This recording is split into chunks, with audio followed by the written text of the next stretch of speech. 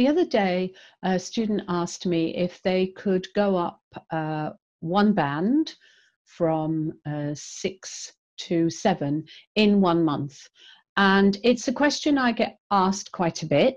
So I thought that in this video, I would try and give some pointers.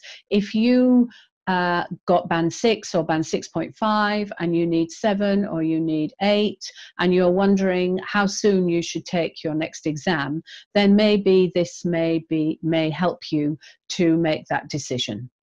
It's not an easy question to answer because it depends on lots of different factors, and it's those factors that I want to go through with you in this video. So I'll get up the slides and we can have a look at what you need to consider if you're thinking about going in for the IELTS exam in a short period like 3 or 4 weeks.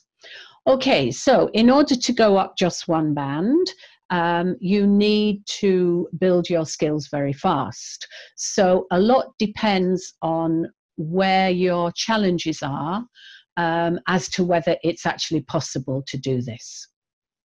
So it all depends. It depends what's the score you're looking for. So if you're 6 and you want 6.5, that may work. If you're 6 and you want 8, it's unlikely. If you're 5.5 and you want 7, maybe it's going to be difficult. So it depends where you are and what you're looking for. It also depends on how much time you've got to study. So if you've got, say, 6 and you want 6.5, but you only have 1 hour a week to study, then you're going to have to do quite a lot of work in that 1 hour a week. So factor that in as well. And how critical is it that you take the exam so soon?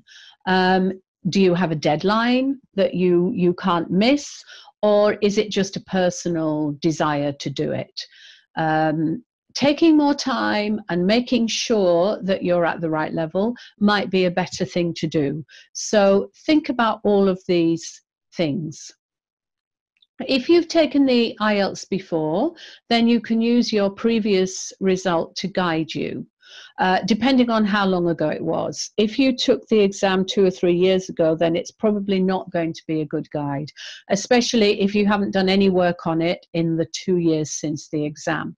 But if you took your exam within the last 3-4 months, then that result may give you a good indication of whether you can manage to do it again in a short space of time. So which parts of the test were the ones that fell below the score? Okay, did anything happen in the exam to cause this? Sometimes, generally when a student of mine takes the exam, I always ask them to give me some feedback. So what kind of questions did they get? How did they feel it went? And if they felt there was anything wrong, why do they think it was wrong? So sometimes you may have a feeling that the reading was very difficult, or maybe you ran out of time on the writing, or maybe something happened that caused you to get a lower result than you're expecting. So think about that too, because you know it may be that you are at that level, but something happened to stop you getting it, and that's important. And were you surprised? Were you expecting much higher? And if so, why were you expecting much higher? And again, think about, did anything happen? And if it didn't, then maybe your expectation was above your skill level, and that's something you need to consider. Right. So really analyze your result and decide why you didn't get it. Then do a skills audit. So what do you need to improve? If your low scores were in listening, reading, then clearly that's where you need to improve. If they were in writing and speaking, then again, that's where you need to improve. Remember, what you focus on will improve. So if you focus all the time on listening, you'll find your listening will improve, but it may be to the detriment of the other parts of the test. It's really important to keep all the balls in the air. How far are you? Is it half a band? because that's easier to make up than if it's a band. If it's more than a band, I think a month would not be long enough. But, you know, it depends on why it's a whole band. How much work do you think it's going to take to get that? So if you usually get 7 in your reading, and in the exam it was a particularly difficult exam and you got 6.5, then you probably could improve that in a month if you do a lot of practice. So how long is it going to take? If it's writing, it's probably going to take longer. Even half a band in writing might take longer than a month, but it all depends on how you are working. Have you got a teacher who is going to check this? Because if you're working with a teacher, it's more likely that you'll improve faster. So be realistic. Can you manage to do this?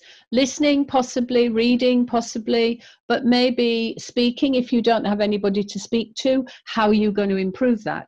Writing, if you're not sure why your writing isn't at band 7, then how are you going to find out why it isn't and address those issues?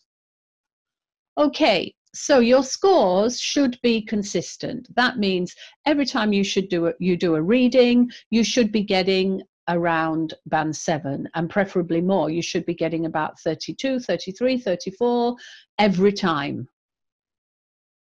So the same in listening every time. When you get your writing checked, you should be getting around 7 every time.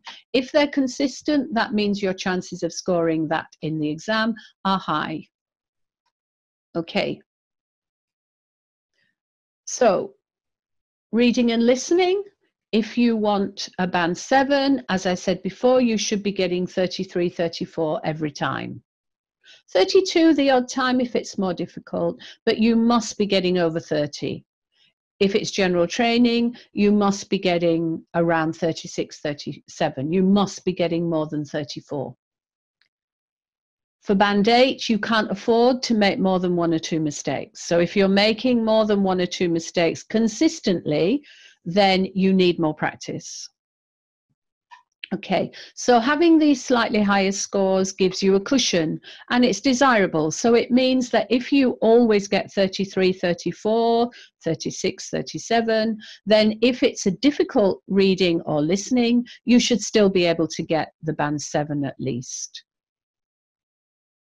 Okay, in speaking and writing, if you're only half a mark off your band, there may be a possibility if you know what caused it. If you've got 7 in speaking and writing or 8 in speaking and writing at some stage, then you've proved that it's possible for you to get that score. So then it may be possible to get back to that score within a month. If you've never had that score at all, then you need to consider whether you can get up to that level in a short space of time.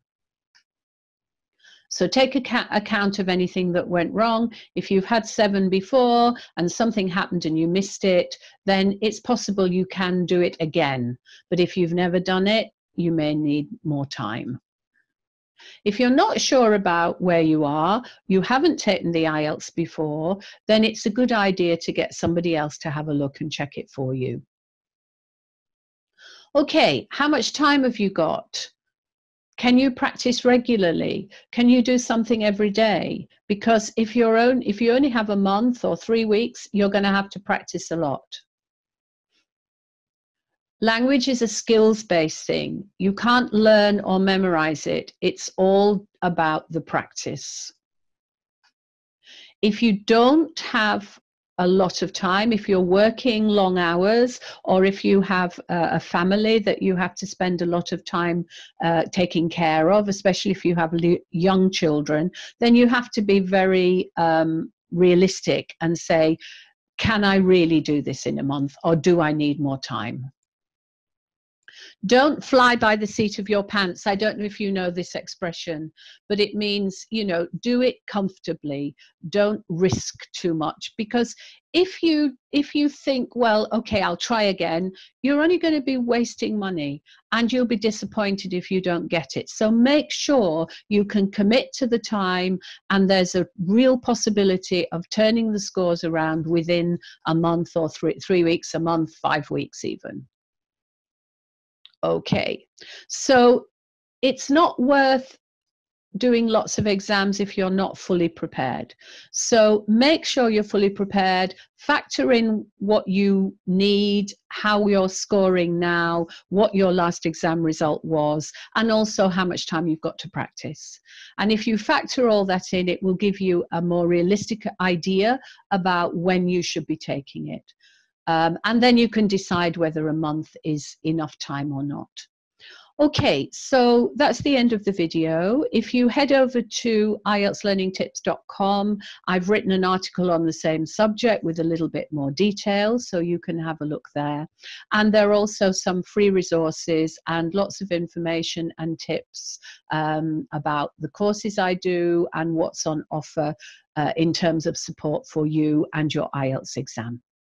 So thank you, and I'll see you on the next video.